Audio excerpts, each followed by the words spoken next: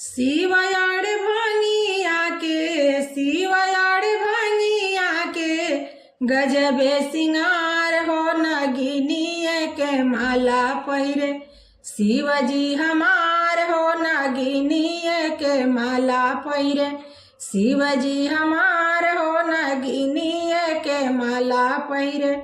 अंगे अंगे भोले बाबा भाषा मिला गावेले।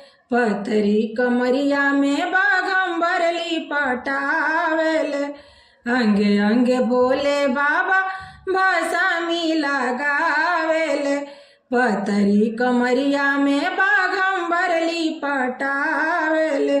गल बीच ना गावा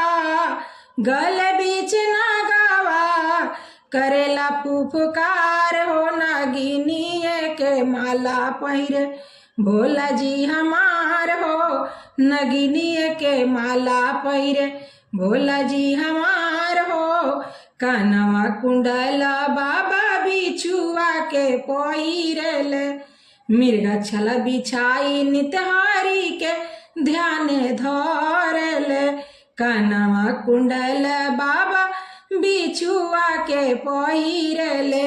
मिर्गा छला बिछाई नितहारी के ध्यान धरेले। डमरू बजा के सब कर करेले कल्याण हो नगिनिए के माला पहिरे। भोला जी हमार हो नगिनिए के माला पहिरे। भोला जी हमार हो जटवा भरल बाटे बिछुआ गोजर से। जटवा भरल बाटे बिछुआ गोजर से। नागवा नगिनिया लिपटल देहिया पर साऊ से। नगवा नगिनिया लिपटल देहिया पर साऊ से। मस्तक चंदा करेला उजियार हो नगिनिए के माला पहिरे। भोला जी हमार हो नगिनिए के माला पहिरे। भोला जी हमार हो पौआ में बाजत बाटे भोला के घुंघुरावा। पौआ में बाजत बाटे भोला के घुंघुरावा। गांजा पी के नाचे भोला झूमेला गगनावा।